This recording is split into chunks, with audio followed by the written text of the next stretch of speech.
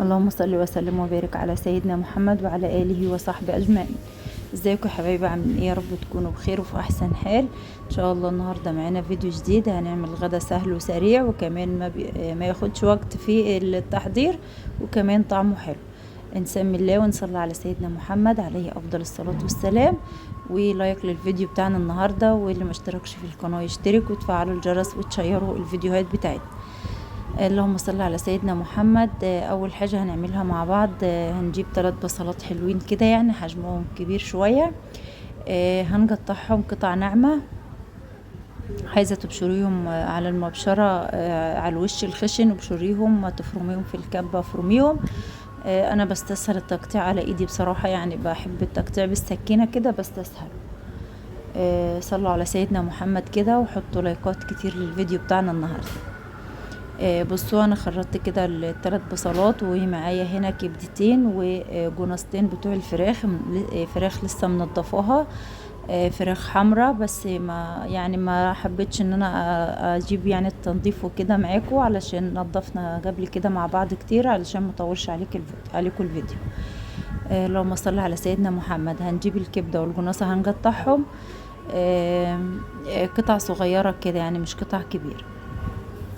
بعد ما غسلتهم اخدتهم من محلول النجع من مع الفراخ، شطفتهم وقطعتهم زي ما انتم شايفين كده، وحطينا طاسة على النار وفيها معلقة كده صغيرة من السمنة.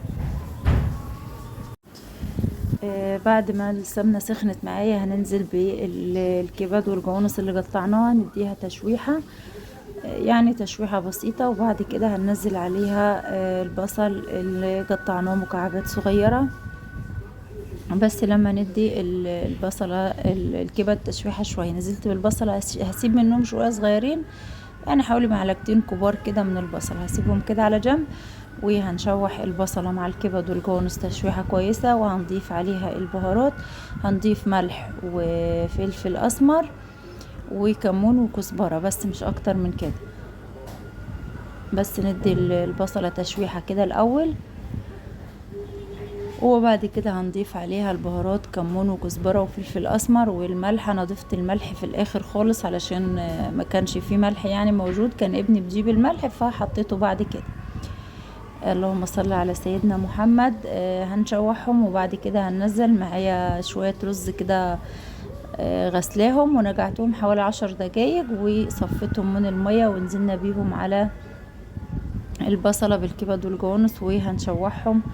وهنديهم شوية مية، هنسويهم يعني نص سوا كده، مش هنسويهم سوا كامل، هيستووا نص سوا. لايك للفيديو بتاعنا، ما تنسوش تحطوا لايك علشان مقصرين في اللايكات شوية، فكل اللي واصل معايا لحد هنا من الفيديو يحط اللايك. هننزل بالمية على الرز، هنسويه يعني نص سوا. في اول ما يغلي ههدي عليه النار واسيبه لما يتشرب المية ديت ويخش في السوا كده شوية. بعد كده معايا البصل اللي شلناه، هنرش عليه رشة من الفلفل الاسمر ورشة ملح، وهندعكه دعكة كويسة. هندعكه بايدينا كده لحد ما تحسي بطراوة البصل تحت ايدك، نزل ميته كده بتشمي ريحة البصل، وكمان بيدي طعم وسكرة في الاكل لما بتمرطيه بايدك كده وتنزلي مية البصل مع التوابل. بعد كده هنجيب الفراخ، شطفتها وكنت لسه منضفاها وحطها في محلول نجع كده، مية وملح وليمون وسكر وطماطم وفلفل وكمان دقيق، بتدوبيهم في المية وبتنقعي فيهم اي طيور بتنضفيها. هنتبل الفراخ بالبصلة دي زي ما انتم شايفين كده، هندعكها من بره ومن جوه. دي فراخ حمراء اللي هي الفراخ الساسو. هندعكها كويس بالبصلة، متبلة بالفلفل الأسمر والملح. وبعد كده هنحشيهم بالرز، كان استوى معايا نص سوا. هنحشي الفراخ دي بالرز كده من الجلد تحت، انا خالية يعني خالية الجلد تحت، بين الجلد وبين اللحم كده فاضي مخلي، هنملاه رز وهنملاهم من جوه كمان، وهنسويهم بطريقة سهلة جدا. ولا هيتفتحوا معاكي، وهيستووا كمان، هيدوبوا في السوا ومش هيتفتحوا من الرز، ولا هيفرقعوا في شوربة ولا في حاجة، بطريقة سهلة جدا جدا، وكمان بتخلي الفراخ دايبة كده. ملينا الفرخة بالرز زي ما انتم شايفينها كده من البطن ومن الجلد، من بين الجلد واللحمة. هنحط في الرقبة برضو، انا سايبة الرقبة وبجلبها بغسلها وبنضفها، بشيل كل الزفريات اللي فيها، مش بسيب فيها اي حاجة. هنحشيها وهقفلها بخلة الشيش كده من قدام، وهحشي الفرخة التانية برضو بنفس الطريقة اللي حشينا بيها الفرخة دي.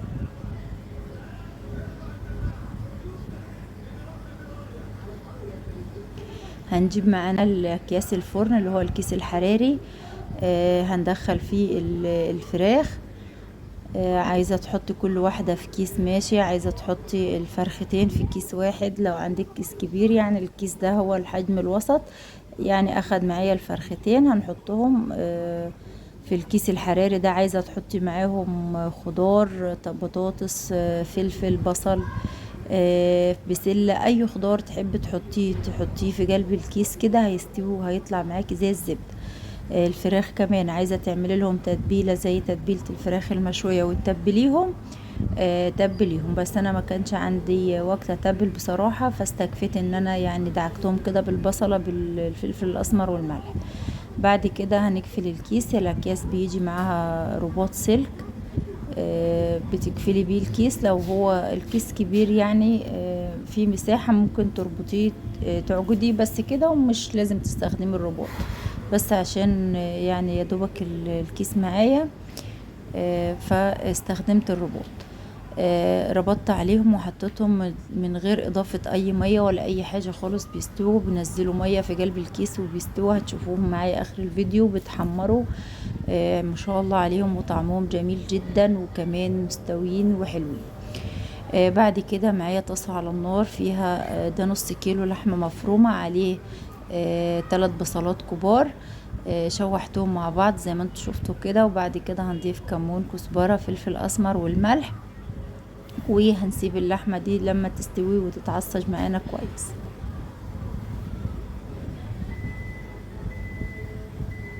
هنضيف الملح وهنقلبها ونسيبها، واغطي عليها وهدي عليها النار واسيبها كده مع نفسها لما تستوي.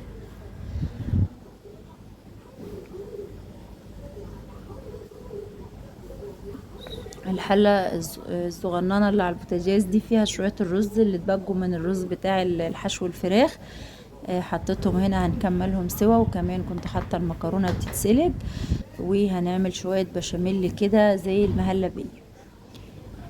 هنحط شوية سمنة محترمين، يعني انا ما ضفتش اي مادة دهنية خالص في اللحمة المتعصجة، علشان هي اللحمة كان فيها نسبة دهون، فاستكفيت بالدهون اللي في اللحمة، ما ضفتش عليها اي مادة دهنية. سخنا السمنة وعليها شوية صغيرين كده من الزيت، ونزلت بالدقيق هنقلبه. هزود كمان نص معلقة سمنة كده علشان تفك معايا الدقيق، والبشاميل يكون فاكك معايا كده ومش مكعكع.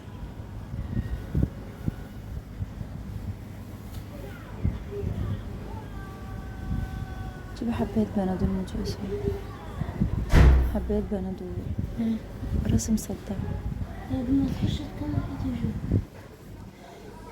هنشوح الدقيق شوية كده لحد ما يبدأ يطلع ريحة حلوة كده، ريحة الدقيق وهو مستوي.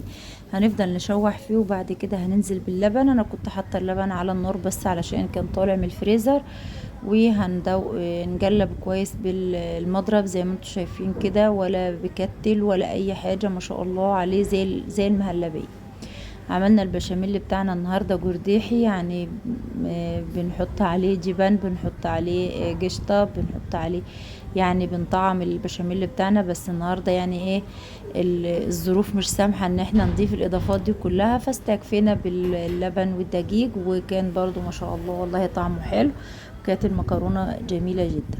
فيعني مش طالما الحاجة مش متوفرة مش هنعمل بالموجود، وبرضو ان شاء الله الحاجة بتطلع جميلة وبتطلع طعمها حلو.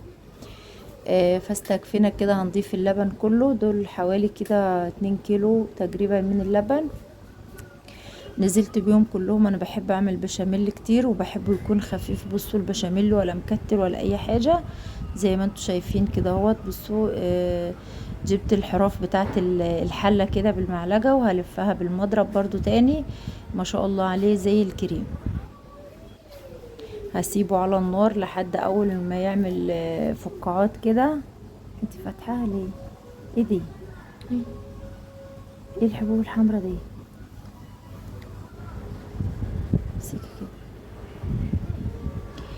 بعد كده سبته اول ما عمل فقاعات كده على النار، طفيت عليه وجبته، ودهنت الصينية دي كده بالبشاميل، طبقة بسيطة من البشاميل. وبعد كده شلت البشاميل في حاجة تانية، ونزلت سبت شوية بشاميل في الحلة،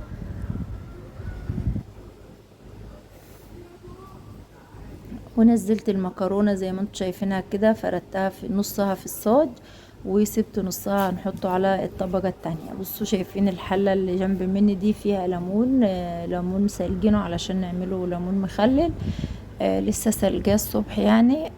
وغيرت عليه المية وسبته في الحلة كده. بعد ما فردت نص كمية اللحم المكرونة في الصينية الصغيرة دي، هننزل كمية اللحمة اللي معانا في النص نفردها، وبعد كده هننزل كمية المكرونة. على فكرة من اسهل واسرع الاكلات اللي انت ممكن تعمليها هي المكرونة البشاميل دي. يعني في ناس كتير بتستصعبها ومواعين كتير ومش عارف ايه، لا خالص، هي من اسهل واسرع الاكلات اللي ممكن تعمليها كمان. يعني الحلة اللي سلقت فيها المكرونة هي اللي عملت فيها البشاميل، ما فيش يعني، وطاسة عصجت فيها اللحمة بس مش اكتر من كده. ونفس الحلة اللي سلقت فيها المكرونة، بعد ما صفيت المكرونة في المصفى شطفت الحلة وعملت فيها البشاميل. وزي ما انتم شايفين نزلت بكمية البشاميل، انا بحب بشاميل كتير فيها، وسويتها كويس. بصوا الفراخ في قلب الكيس ما شاء الله عليها اهي. ودخلت المكرونة الفرن مع الفراخ، وهنسيبها لما تتحمر. مش حطيت اي اضافات خالص على وشها، هو البشاميل بس. بعد كده معايا بصلاية يعني حجمها صغير مش كبيرة، حطيتها في معلقة سمنة وشوية زيت، اديتها تشويحة. وبعد كده قطعت حباية طماطم برضو صغيرة، يعني حباية متوسطة كده، هنديها تشويحة مع البصلة شوية. وبعد كده هنزل عليهم بجزراية، نبشر عليهم جزراية.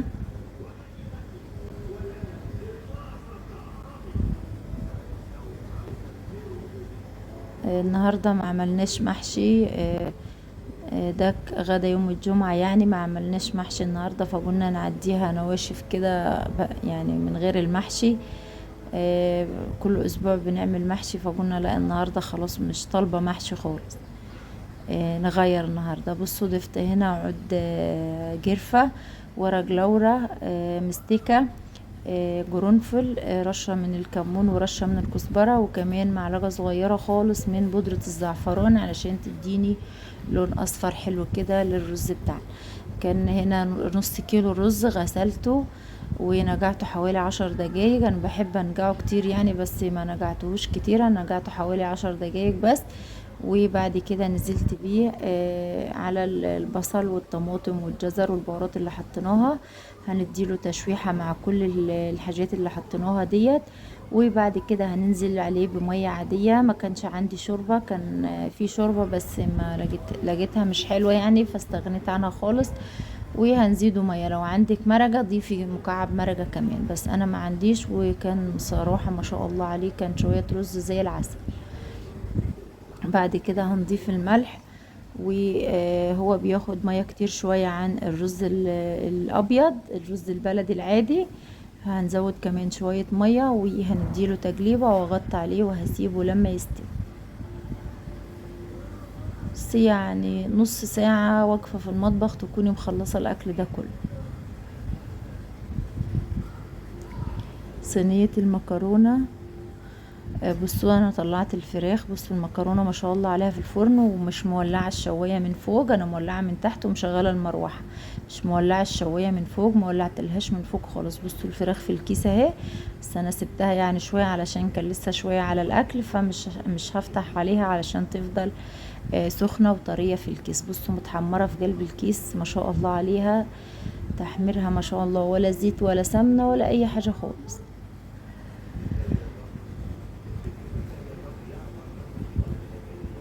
وادي الرز، بصوا شوية رز كده زي السكر. طلعنا صينية المكرونة من الفرن وغرفنا الفراخ بالشكل ده كده. غرفت الرز وعليه الفراخ، وكمان رشيت عليهم رشة كده من الزبيب. دي المكسرات المتوفرة عندنا يعني. رشينا عليها رشة وهنقطع المكرونة. بصوا انا لسه مطلعة المكرونة من الفرن طرية بتلظ كده. انا بحبها كده وانا بنحبها كده، مش بنحبها تنشف وتطلع قطع.